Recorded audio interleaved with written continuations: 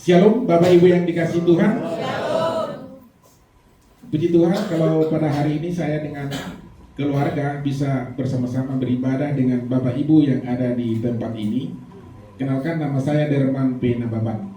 Dari marganya ketahuan bahwa saya orang Batak. Kulo wong Batak. Itu ya, istri saya Rumata Rosinita Sianya Buru Menalu. Sama juga wong Batak. Kalau kulo lahir besar di Siborong-borong, di kampung, lebih kampung dari tempatnya Pak Gembala ini. Ya, kalau istri saya lahir besar di Jakarta. Kemudian ada anak kami dua di sini hadir juga, Tiffany Solina dan Kevin Jagar Eliezer. Tiffany baru selesai kemarin wisuda dari ITB. Kevin nanti bulan November yang akan datang akan diwisuda dari Parahyangan di Bandung. Jadi karena sudah selesai kuliah, maka mereka sementara datang di Blitar. Saya berterima kasih kepada Bapak Gembala dan Ibu dan semua tim pekerja, Pak Widianto tadi, yang memberikan kesempatan kepada saya untuk boleh beribadah bersama dan teristimewa untuk menyampaikan firman Tuhan di tempat ini.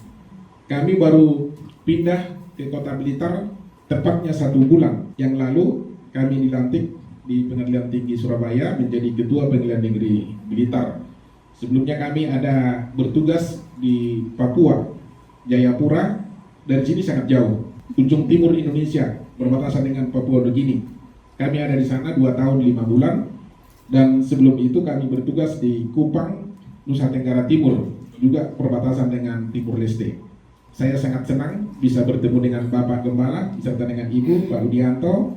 Demikian juga Ibu Widianto, kebetulan dia Banuaniha dari Tanoniha Waoma ya, Ibu Siriawati Waoma. Ternyata Pak Widianto sudah pergi ke sana waktu pernikahan tadi katanya ada di sana ya. Bapak Ibu dan saudara kasih Tuhan, saya ini sebenarnya lahir dan besar di Gereja Tuhan di Indonesia. Pada tahun 91 saya bergabung di Gereja Tuhan di Indonesia. Waktu itu bersama dengan Bapak JS Nababan, kalau Pak Gembala masih ingat ya. Tahun 91 pertama gabung di Kisaran, kemudian di Medan di Jalan Bambu Runcing kantor pusat GTDI. Kemudian pada tahun 93-94 orang tua kami juga bergabung di GTDI. Terakhir menjadi gembala sidang dan menjadi ketua wilayah GTDI di Tapanuli Utara. Pendeta Tumpak Nababan. Waktu pertemuan di Jawa Timur beliau hadir juga waktu itu, cuma kondisi kesehatannya sudah kurang sehat pada waktu itu. Tahun berapa Pak Gembala? 2018 ya. Nah, jadi waktu itu 2018 di Kediri. Beliau hadir waktu itu bareng dengan Pak Ridwan Sianipar. Sampai akhir hayatnya dia menjadi gembala sidang di GTDI Lumban Tonga-Tonga di kampung halaman saya. Setelah bapak saya meninggal, maka saat ini gembala sidang itu adalah mama saya. Saya akan share kepada kita bagaimana kerinduan kepada Tuhan, kerinduan kepada Allah. Mazmur 42, 1 sampai dengan 12, demikian firman Tuhan untuk pemimpin biduan, nyanyian, pengajaran Bani Korah. Seperti rusa yang merindukan sungai yang berair, demikianlah jiwaku merindukan Engkau ya Allah. Jiwaku haus kepada Allah yang hidup. Bilakah aku boleh datang melihat Allah? Air mataku menjadi makananku siang dan malam, karena sepanjang hari orang berkata kepadaku, di mana Allahmu? Inilah yang hendak ku ingat, sementara jiwaku gundah gulana. Bagaimana aku berjalan maju dalam kepadatan manusia, mendahului Tuhan melangkah ke dalam rumah Allah dengan suara sorak-sorai dan nyanyian syukur dalam keramaian orang-orang yang mengadakan perayaan. Mengapa engkau tertekan, hai jiwaku, dan gelisah di dalam diriku? Berharaplah kepada Allah, sebab aku akan bersyukur lagi kepadanya, penolongku dan Allahku. Jiwaku tertekan dalam diriku, sebab itu aku teringat kepadamu. Dari tanah sungai Jordan dan pegunungan Hermon, dari gunung Misar. Semua raya berpanggil-panggilan dengan deru air terjunmu, segala gelora dan gelombangmu bergulung melingkupi aku. Tuhan memerintahkan kasih setianya pada siang hari, dan pada malam hari aku menyanyikan nyanyian suatu doa kepada Allah kehidupanku. Aku berkata kepada Allah, gunung batuku, mengapa engkau melupakan aku? Mengapa aku harus hidup dan hidup berkabung di bawah impitan musuh? Seperti tikaman maut ke dalam tulangku, lawanku mencela aku, sambil berkata kepada aku sepanjang hari, di mana Allahmu? Mengapa engkau tertekan, hai jiwaku? Dan mengapa engkau gelisah di dalam diriku? Berharaplah kepada Allah, sebab aku bersyukur lagi kepadanya, penolongku dan Allahku.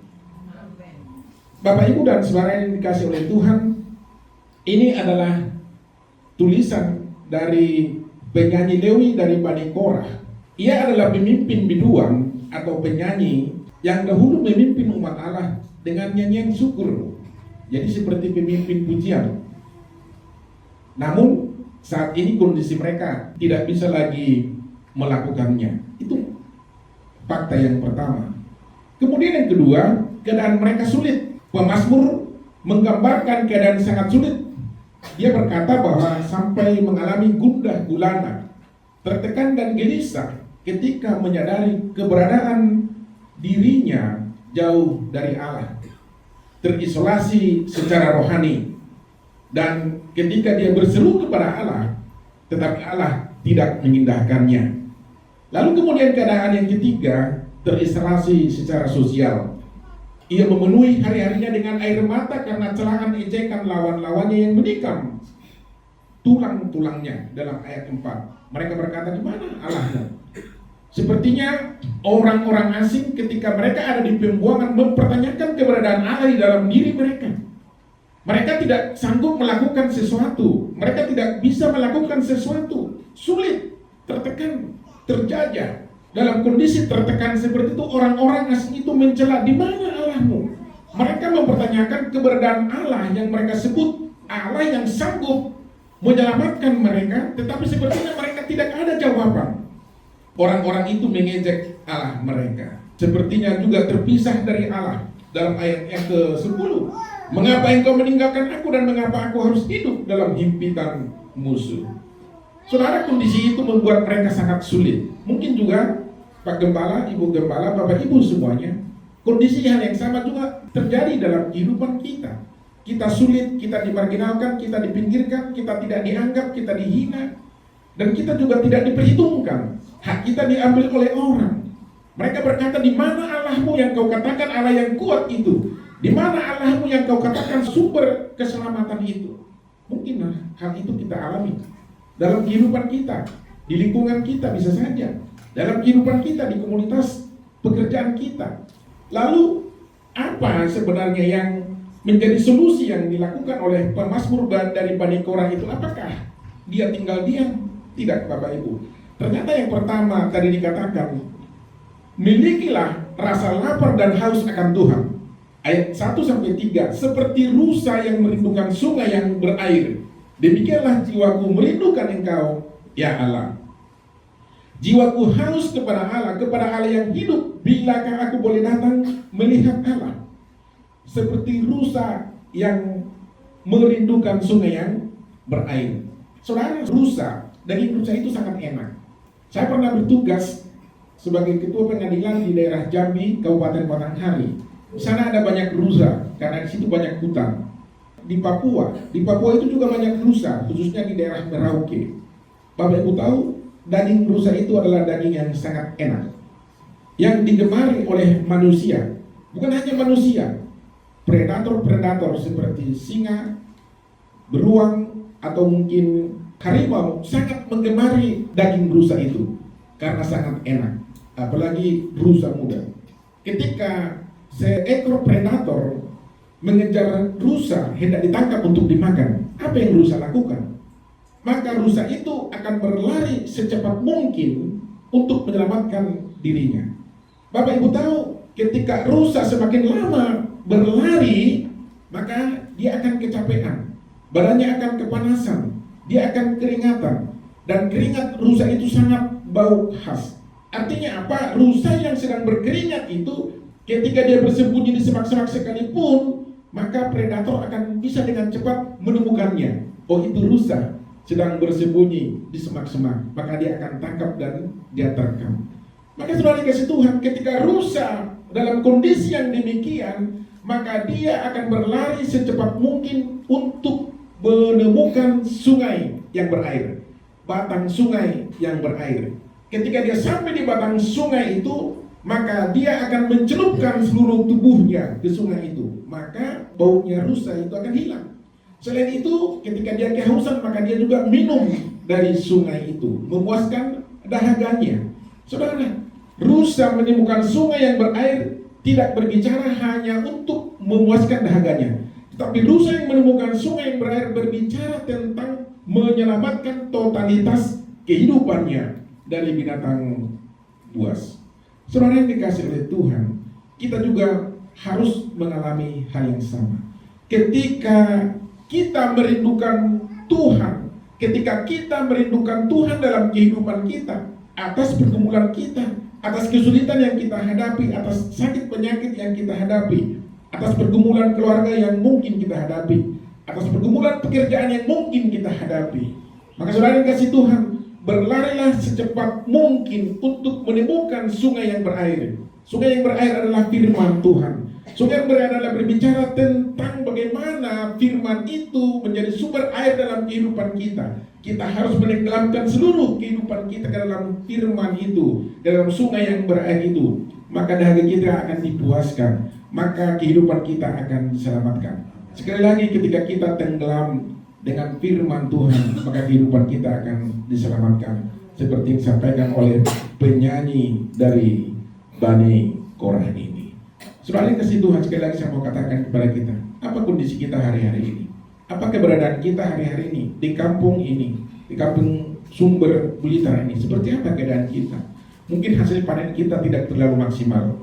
Mungkin ternak kita tidak terlalu maksimal. Kita sudah kasih makan lembu dengan makanan pakan yang sangat baik, tetapi lembunya sepertinya sulit untuk bertumbuh. Mungkin dia mengalami stres dan lain sebagainya. Itu bukanlah air kehidupan.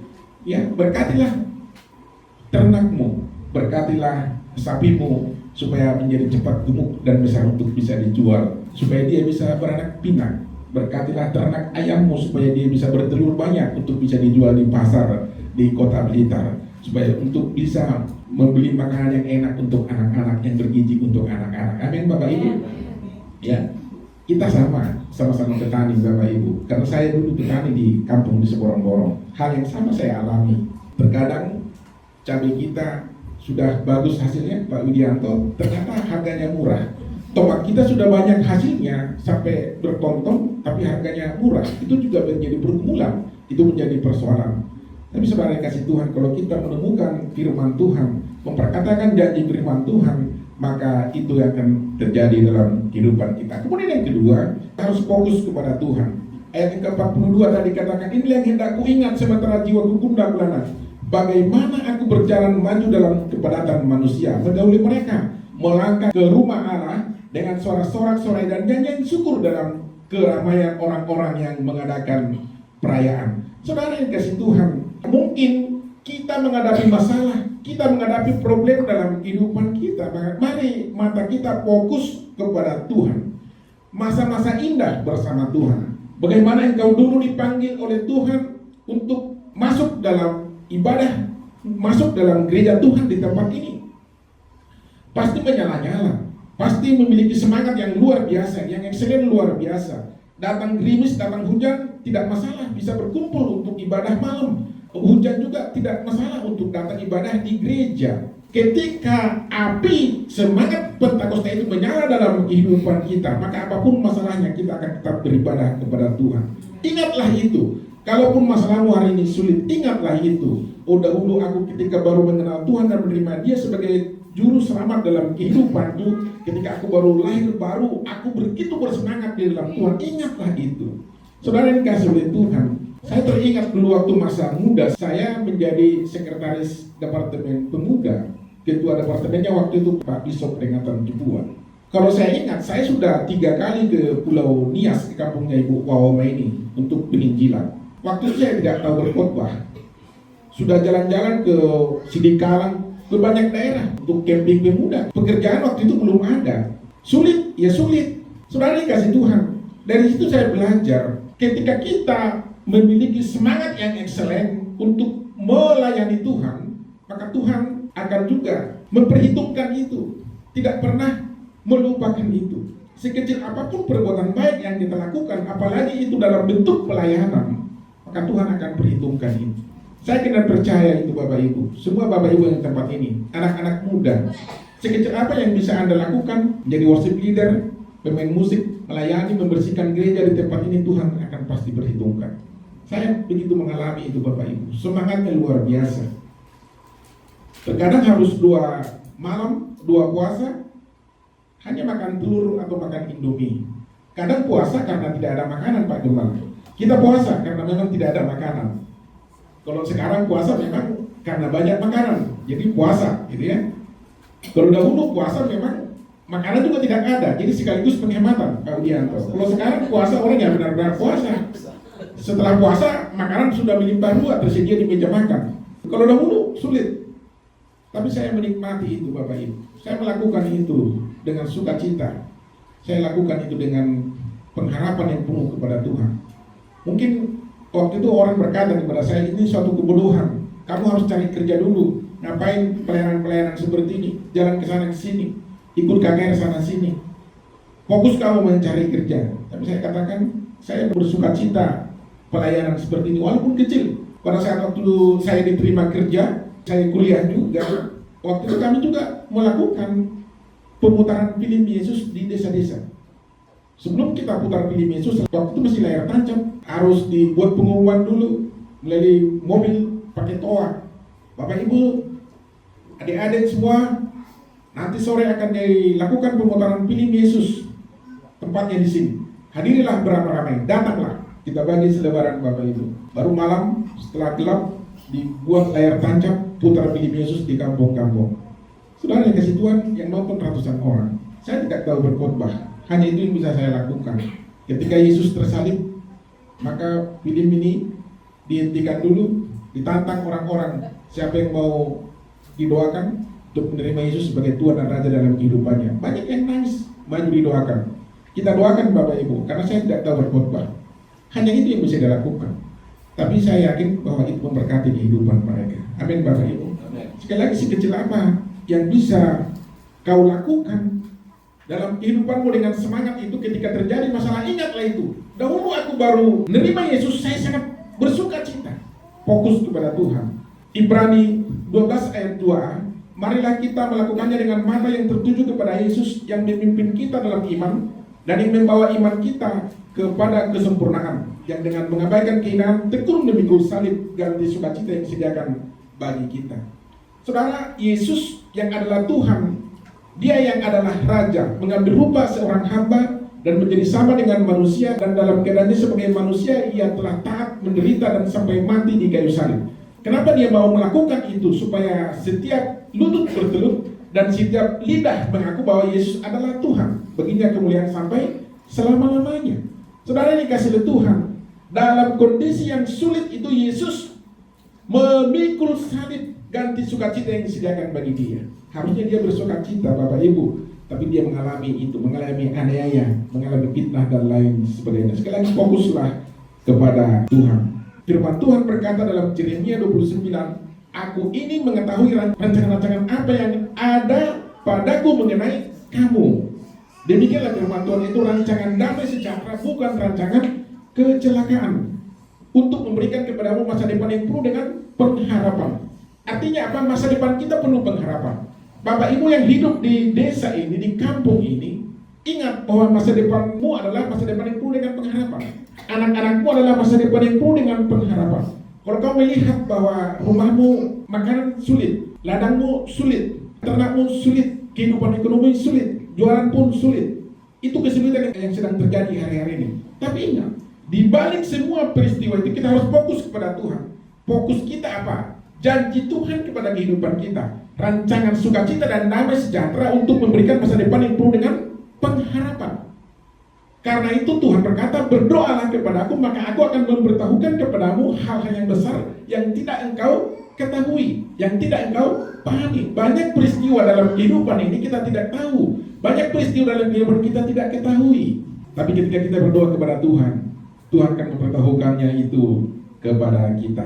Banyak rahasia besar dalam kehidupan kita. Amin Bapak Ibu. Saudara, ada kisah Korintheum. Waktu itu Perang Dunia Kedua. Korintheum ini adalah seorang kebangsaan Belanda. Dia hidup di Belanda pada waktu itu beserta dengan ayahnya dan saudaranya. Ayahnya adalah Toke Arloji. Bapaknya ini banyak berhubungan dengan orang-orang Yahudi dalam dagang. Pada masa itu, Nazi Hitler mengumpulkan orang-orang Yahudi, orang-orang Israel ke dalam kamp konsentrasi. Mereka ditindas sampai mati. Maka tidak kurang 6 juta orang Yahudi mati dalam kamp konsentrasi. Maka ayah Korintheum pada waktu itu menyembunyikan orang-orang Yahudi di dalam rumahnya supaya tidak dibantai oleh tentara Nazi. Tetapi polisi rahasia Jerman mengetahui itu, maka ayah Korintheum sendiri dan saudaranya ditangkap, dimasukkan dalam kamp konsentrasi. Korintheum melihat ayahnya mati di dalam kamp konsentrasi. Korintheum juga melihat saudaranya mati di sana di tangan bingis orang-orang Nazi. Dia juga melihat ada ribuan orang yang mati di dalam kamp konsentrasi. Tapi apakah Korintheum berdiam diri? Tidak. Maka dia berjalan dari satu sel kepada sel yang lain. Dia berkata kepada orang-orang yang senasib dengan dia di dalam penjara itu. Dia berkata seperti ini. Kalau Anda memandang dunia, maka Anda akan menderita. Kalau Anda memandang diri sendiri, maka Anda akan tertekan karena tidak sanggup berbuat apa-apa. Tapi kalau Anda memandang Kristus, maka Anda akan tenang. Yang pertama tadi, pandang dunia, menderita. Pandang diri sendiri, tertekan. Tapi pandang kepada Kristus, maka Anda akan tenang. Kondisi pada waktu itu mereka semua tertekan. Kondisi pada waktu itu mereka semua menderita. Dibayang-bayangi kapan dia akan mati, kapan dia akan dieksekusi. Pada akhirnya benar, ketika itu tentara Jerman, Italia dan Jepang kalah dalam Perang Dunia Kedua. Korintheum masih hidup. Dia keluar dari kamp konsentrasi. Dia mengadakan khotbah kebaktian kemohonan rohani di berbagai negara, di Amerika, di Eropa, di Asia. Suatu ketika dia kebaktian kemohonan rohani di Jerman, kota Ravensbrück, di mana dia pernah ditahan oleh tentara Nazi.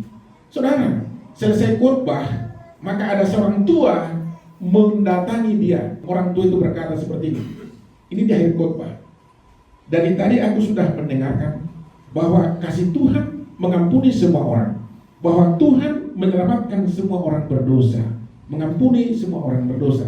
Tapi saat ini saya mau dengar dari mulut ibu bahwa ibu mengampuni saya. Saudara, ketika dia mendengarkan itu, maka dia heran, siapa ini orang yang berkata seperti itu. Ternyata dia sadar bahwa ini adalah salah seorang sipir penjara yang paling kejam pada waktu Korintheum di penjara. Saudara, bagaimana dia bisa melepaskan pengampunan kepada orang yang menganiaya dia, menganiaya orang-orang Yahudi? Bapak dan saudaranya mati di dalam kamp konsentrasi. Maka terjadi gejolak di dalam batinnya.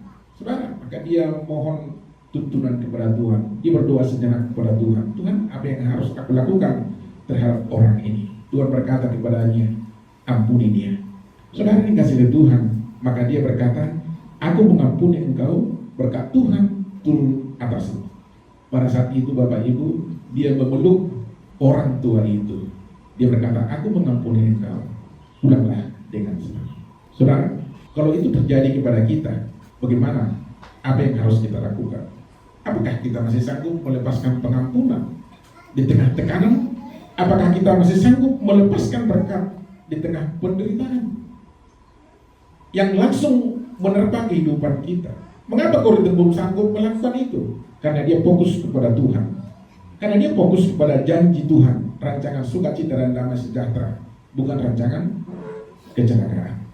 Yang ketiga, kita harus menundukkan pikiran dan perasaan kepada Tuhan. Dalam ayat 42, 6, 12, dan 43 ayat 5 dikatakan, mengapa engkau tertekan hai jiwaku dan gelisah di dalam diriku? Berharaplah kepada Allah, sebab aku akan bersyukur lagi kepadanya, penolongku dan Allahku. Kita harus menundukkan pikiran dan perasaan kita kepada Tuhan. Rasul Paulus telah mengingatkan itu kepada jemaat di Filipi di dalam Filipi 2 ayat 5. Hendaklah kamu dalam hidupmu bersama menaruh pikiran dan perasaan yang terdapat juga dalam Kristus Yesus, yang walaupun dalam rupa Allah tidak menganggap kesetaraan dengan Allah itu sebagai milik yang harus dipertahankan.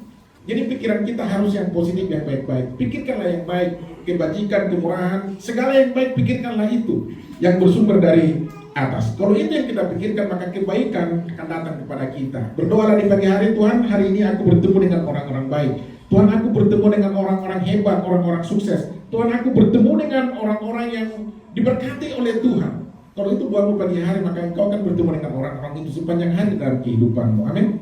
Tidak bertemu dengan penipu, tidak bertemu dengan orang culas. Saya akan bertemu dengan orang hebat, bertemu dengan orang sukses, bertemu dengan orang baik, orang yang ramah dan lain sebagainya. Maka lingkungan sekitarmu akan berubah. Amin. Perkatakan hal yang sama kepada suami atau istri dan kepada anak-anakmu juga. Maka itu akan terjadi dalam kehidupanmu. Amin, Bapak Ibu. Yang terakhir, mohon keadilan Allah. 43 ayat 1. Berilah keadilan kepadaku ya Allah, dan perjuangkanlah perkaraku terhadap kaum yang tidak saleh. Luputkanlah aku dari orang penipu dan orang curang. Saudara, itu yang harus kita doakan sepanjang hari ketika kita bangun pagi. Luputkan aku Tuhan dari orang penipu dan orang curang. Mohon keadilan Tuhan. Bukan kita yang membalaskan itu. Saya hakim sudah 22 tahun Bapak Ibu. Saya melihat banyak orang yang masuk penjara itu karena dia berusaha membalas kejahatan dengan kejahatan. Ketika orang memukul dia, maka dia harus balas pukul. Itu masuk penjara. Masuk penjara bukan hanya satu, dua Bapak Ibu. Tapi di Blitar ini itu tidak ada. Ada di kampung kami di Sporong-Borong, ya, yang jauh di sana. Mungkin di Pulau Nias juga ada, ya. Di Pulau Nias itu tidak heran Bapak Ibu, itu kepala manusia itu dipotong diantar ke kantor polisi. Benar nggak Ibu? Ya. Itu berarti udah jarang pulang. Di sana seperti itu Pak. Itu tadi karena dendam, karena gigi ganti gigi, ya mata ganti mata. Tapi di sini tidak ada. Mungkin Anda berkata kepada saya, Pak Naban terlalu berat, Pak Naban terlalu sulit. Ya memang berat dan sulit. Tapi firman Tuhan berkata di dalam Habakuk 3 ayat 19, Allah Tuhanku itu kekuatanku. Ia membuat kakiku seperti kaki rusa. Ia membiarkan aku berjejak di bukit-bukitku. Kekuatanku. Jadi kalau kau berkata berat, ya berat, tetapi Tuhan adalah kekuatanmu. Lalu kalau Bapak Ibu berkata, aku tidak kuat, kakiku terlalu penat untuk mendaki gunung persoalan dalam kehidupanku, terlalu berat. Maka dia juga berkata, ia itu adalah Tuhan, membuat kakimu seperti kaki rusa. Ia membiarkan engkau berjejak di bukit-bukitku. Jadi tadi yang pertama, selain rusa berlari dengan cepat menemukan sungai yang berair, maka kemampuan yang kedua yang dimiliki oleh rusa adalah berjejak di bukit-bukit. Saudara, saya suka menonton kehidupan binatang-binatang buas yang ada di Afrika, di Amerika Latin, ya, di berbagai belahan bumi ini.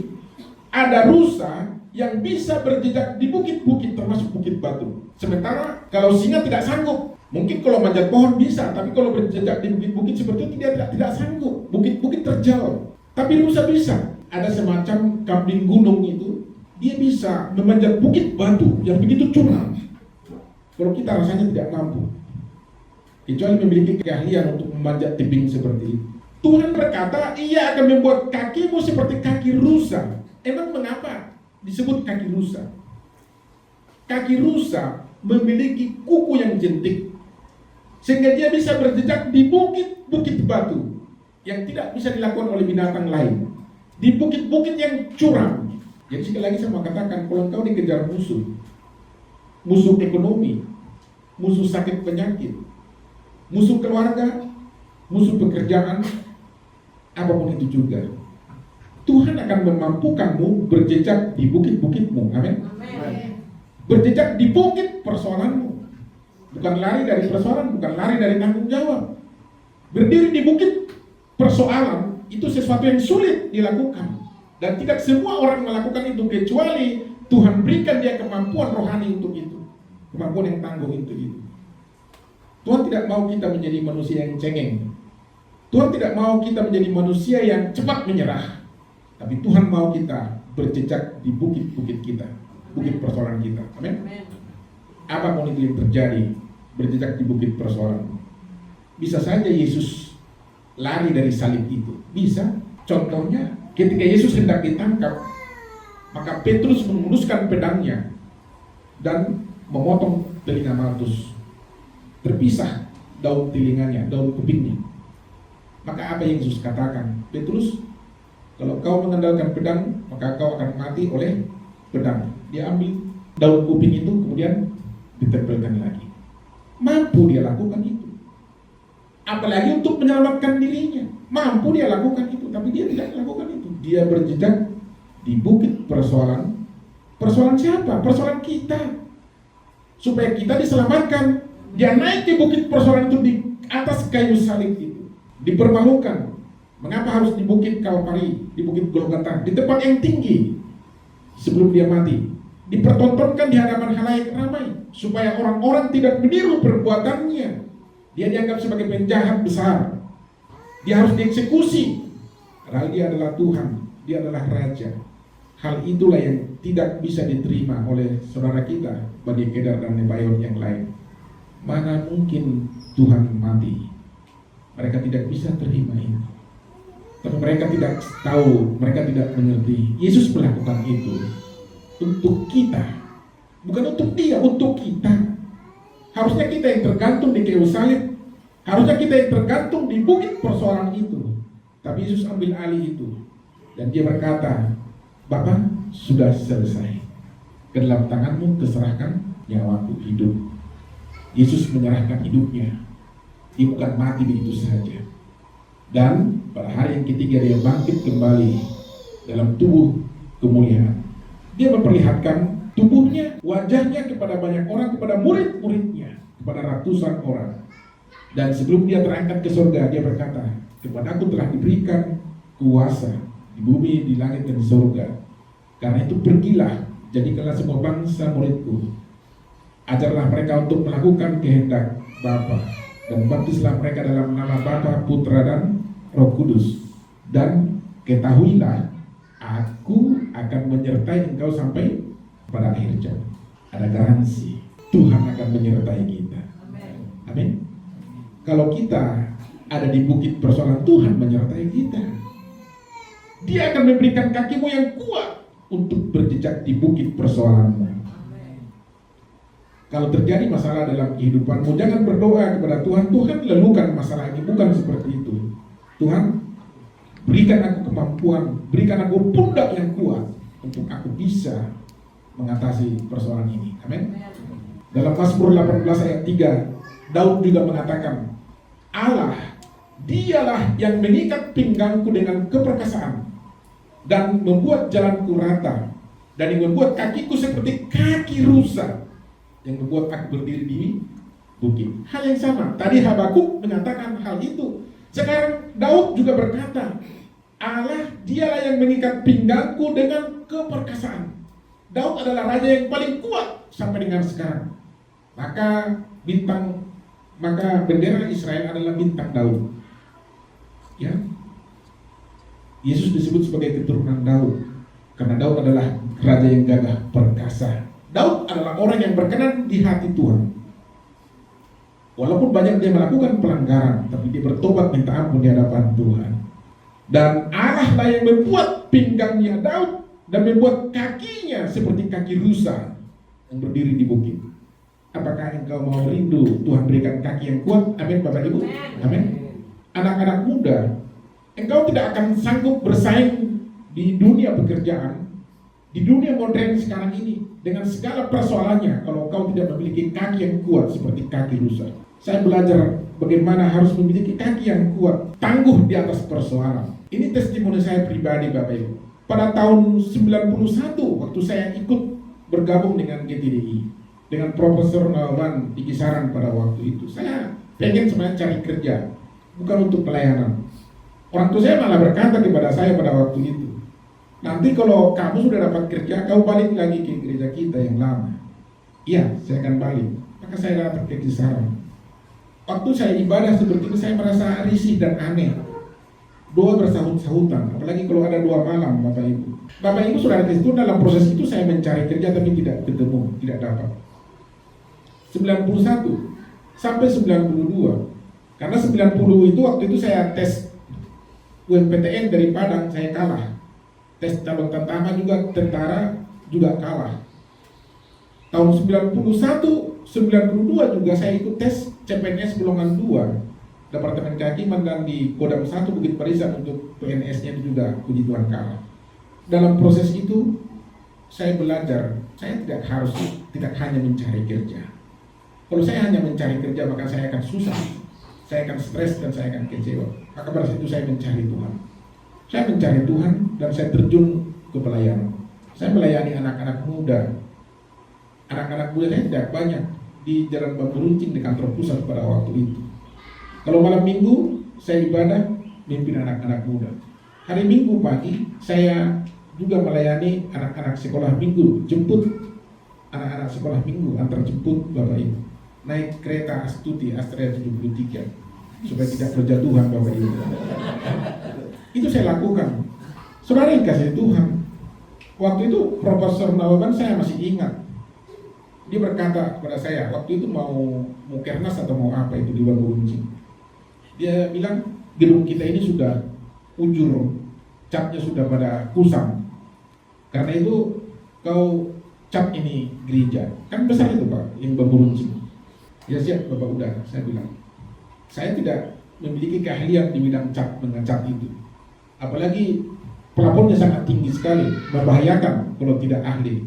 Maka saya kerjakan dan selesai. Waktu itu dia berkata kepada saya, nanti kalau selesai ini kau kerjakan, saya akan beli kau jas. Siap Bapak, udah, ya namanya Bapak udah. Bapak Ibu sampai selesai itu dan sampai Mukernas jasnya tidak sampai dengan hari ini. Tidak ada Bapak Ibu. Saudara, apakah saya kecewa? Tidak. Tapi benar, ketika saya melakukan itu dan saya tuh tinggal di kantor pusat, saya langsung membalas surat-surat. Kalau ada surat dari Blitar, dari mana, dari Papua, saya balas itu karena waktu itu Pak Pendeta MP Sitorus tinggalnya di kilometer 8 di Kodam sana, itu jauh dari Bambu Runcing dan angkutannya waktu itu hanya motor Vespa yang butut-butut. Jadi kasihan kalau dia bolak-balik ke kantor pusat. Saya balas itu semua. Pak Nawaban itu hanya tanda tangan saja. Saya lakukan itu. Kondisinya sangat berat. Tapi memang benar. Awal 93 saya diterima menjadi CPNS golongan 1B. Tugas pokok dan fungsinya adalah satpam dan cleaning service. Gaji berapa, Ibu Sirwati? Gaji saya hanya 52.800. Tidak cukup untuk beli nasi bungkus satu bulan. Adik-adik saya tinggal bersama saya di Medan karena saya setelah kerja itu saya sudah keluar dari pastori. Saya kontrak sebuah rumah. Tinggal bersama saya 5 orang di Medan. Bayangkan itu susahnya minta ampun. Dan pada saat itulah saya kuliah. Maka jadilah saya alumni Mahusor. Mahusor itu mahasiswa hukum sore Pak Gembala. Ya. Pagi sampai sore kerja di kantor, jam 5 sampai jam 9 malam saya kuliah. Kurang gizi. Tidak seperti di sekarang gendut ini Ibu Gembala, karena nyonya rajin masak-masak yang enak dulu. Anaknya juga gendut-gendut dulu. Kurang gizi Bapak Ibu. Di kampus ngantuk, air liur berjatuhan. Teman-teman saya ya sambil namanya ngantuk itu berjatuh lagi kena itu buku. Teman-teman saya banyak orang Chinese, mereka makan-makan di kantin, makan-makan enak. Saya tidak apa-apa, saya rasakan saja seperti itu. Puji Tuhan 98 saya lulus S1.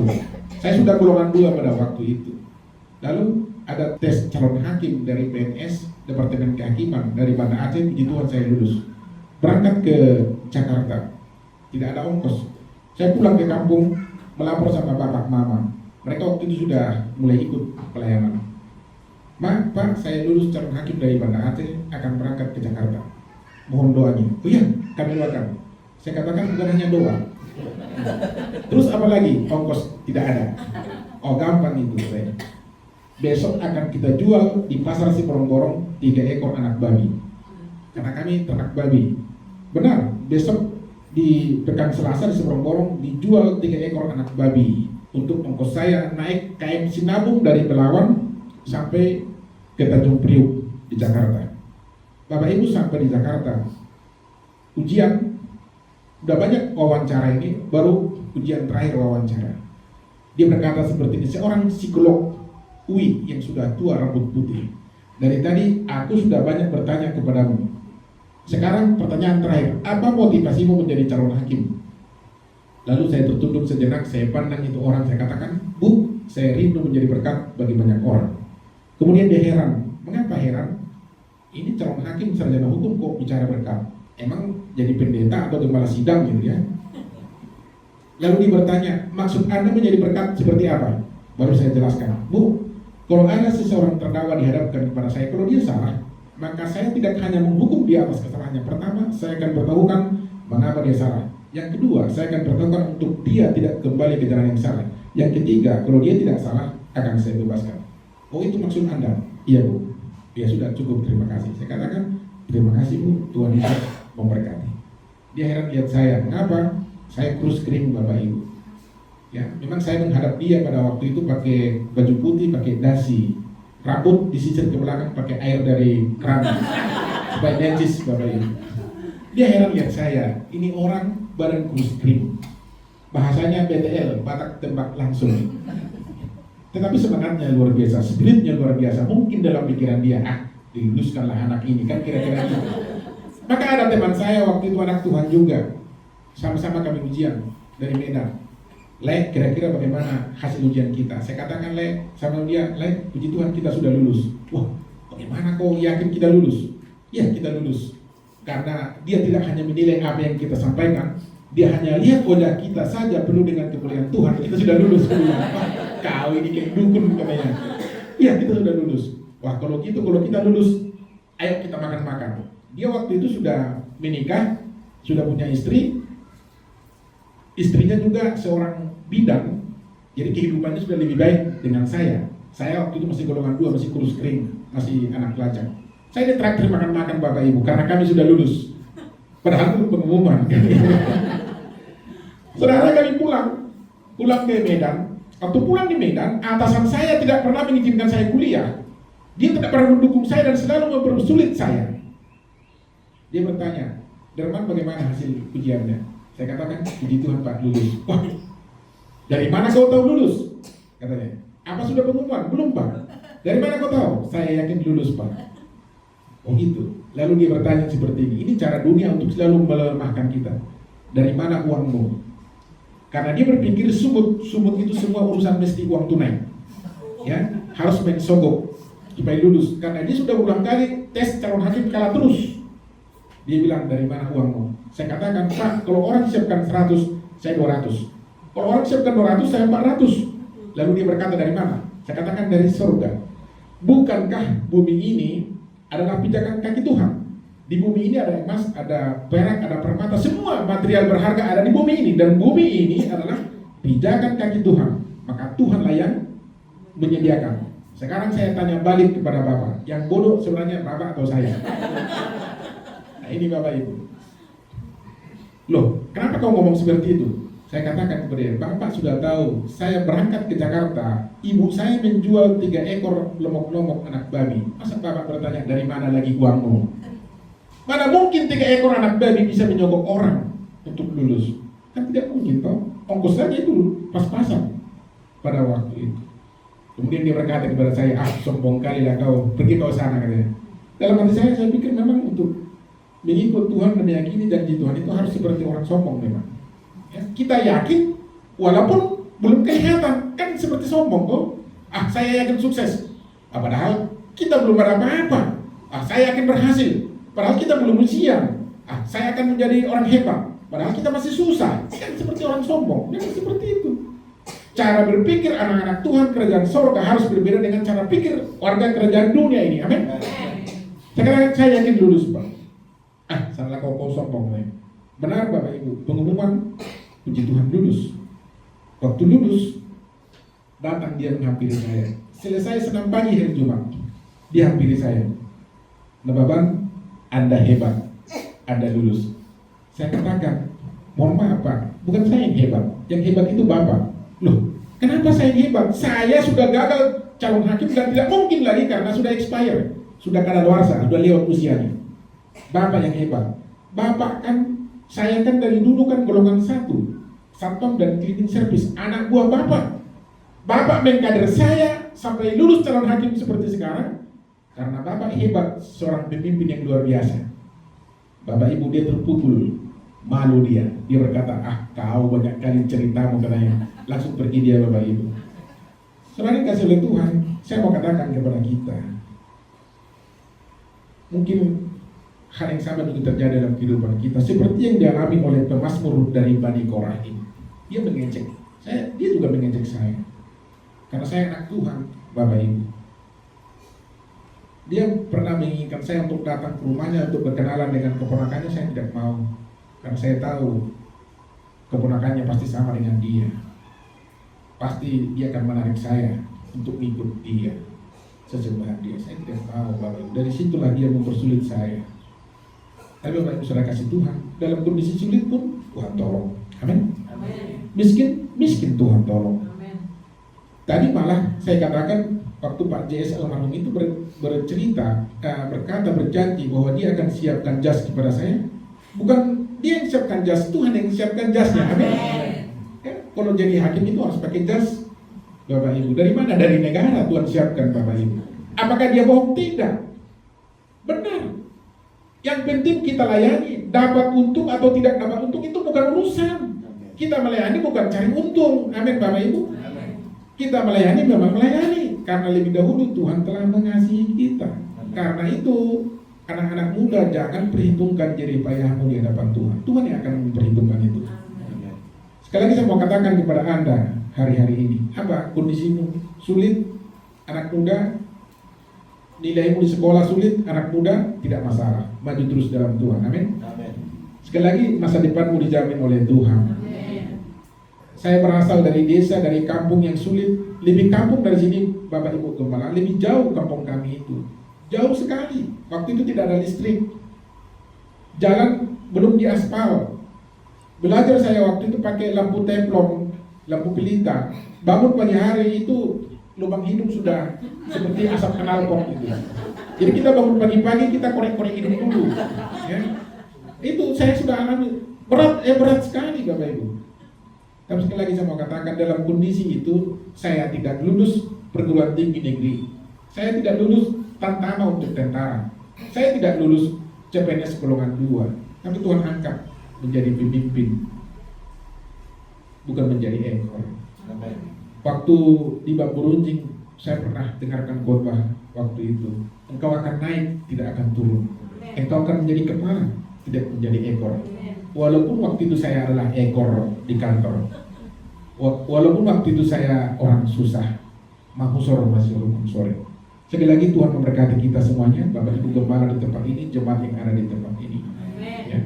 Belajarlah seperti yang disampaikan oleh pemazmur itu. Janji Tuhan dalam kehidupan kita, Matius 5 ayat 6, berbahagialah orang yang lapar dan haus akan kebenaran, karena mereka akan dipuaskan. Amin.